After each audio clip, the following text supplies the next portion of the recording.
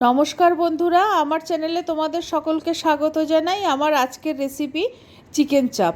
একদম রেস্টুরেন্টের মতো স্বাদে ঘরে কিভাবে চিকেন চাপ তৈরি করা যায় সেই রেসিপিটাই আমি তোমাদের সঙ্গে আজকে শেয়ার করলাম।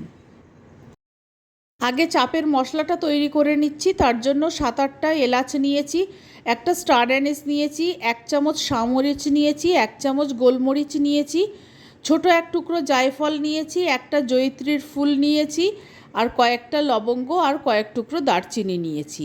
এই মশলাগুলোকে আগে আমি পাউডার তৈরি করে নেব। মশলাগুলো আমি রোস্ট না করেই পাউডার তৈরি করে নিয়েছি। এবার এই পাউডারটা আমি একটা কৌটোয় আটকে রাখবো, না হলে গন্ধটা বেরিয়ে যাবে। একটা মশলা তৈরি করে নিচ্ছি। 1.5 চামচ পোস্তদানা নিয়েছি, 1 চামচ মগজদানা নিয়েছি, 10-12টা কাজু বাদাম নিয়েছি।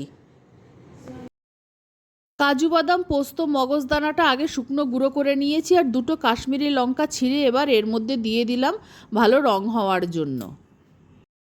দুটো বড় পেঁয়াজ টুকরো করে কেটে নিয়েছি, 5টা কাঁচা লঙ্কা নিয়েছি, ছোট্ট এক টুকরো আদা নিয়েছি, কারণ পরে আমি আদা বাটা ব্যবহার করব, আর 15-16 কোয়া রসুন নিয়েছি।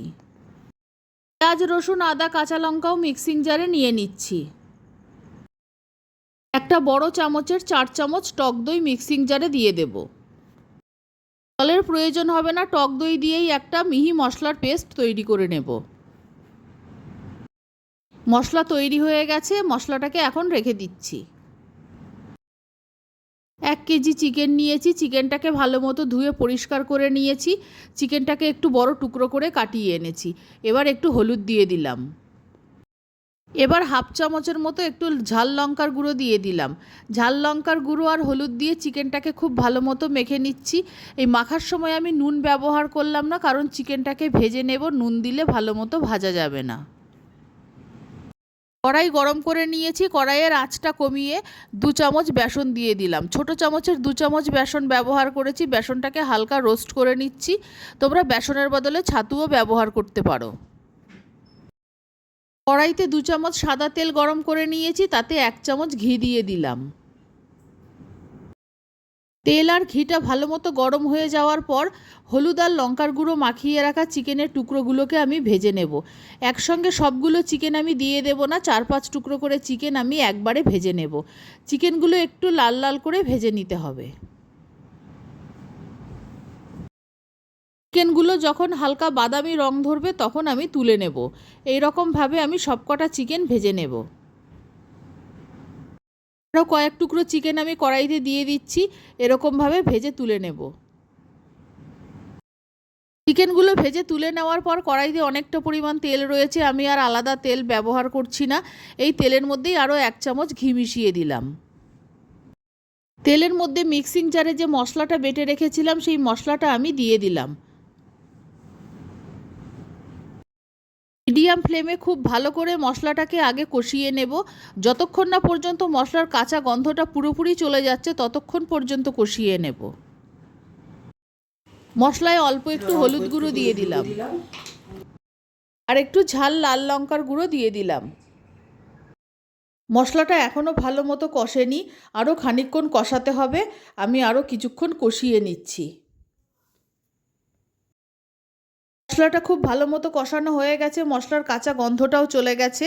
এবার মিক্সিং জারে লেগে থাকা মশলাটা 1 গ্লাস জল দিয়ে আমি ধুয়ে কড়াইতে দিয়ে দিলাম।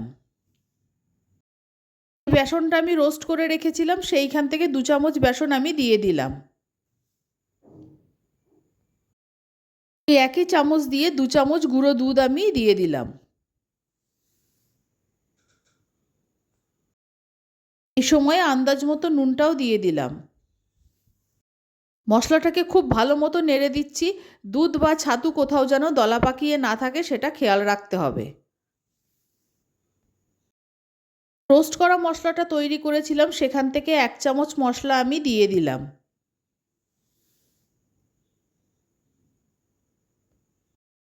রোস্ট করা মশলাটাও নেড়ে ভালো মতো মশলার সঙ্গে মিশিয়ে দিয়েছি। এবার ভেজে রাখা চিকেনগুলো আমি সব গ্রেভির মধ্যে দিয়ে দিচ্ছি।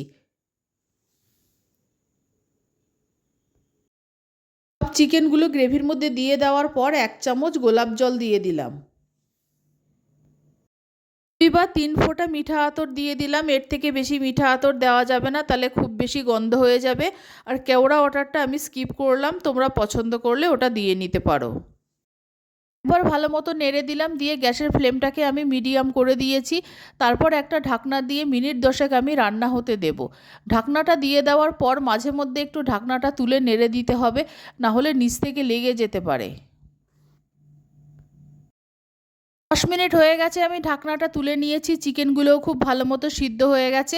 আমি আরেকবার ভালো মতো নেড়ে দিচ্ছি। আর ঢাকনা দেওয়া অবস্থাতে আমি দুবার ঢাকনাটা তুলে নেড়ে দিয়েছিলাম।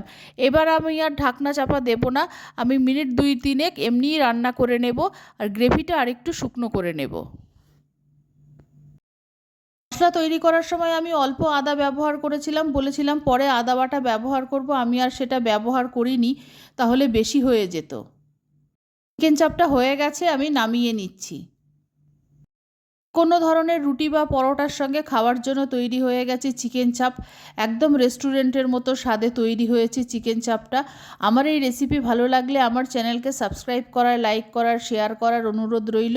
আর আমার নতুন পুরনো সকল বন্ধুদের আন্তরিক ধন্যবাদ ও ভালোবাসা জানিয়ে আমি আমার ভিডিও শেষ করছি। সকলকে অনেক অনেক ধন্যবাদ ও ভালোবাসা রইল।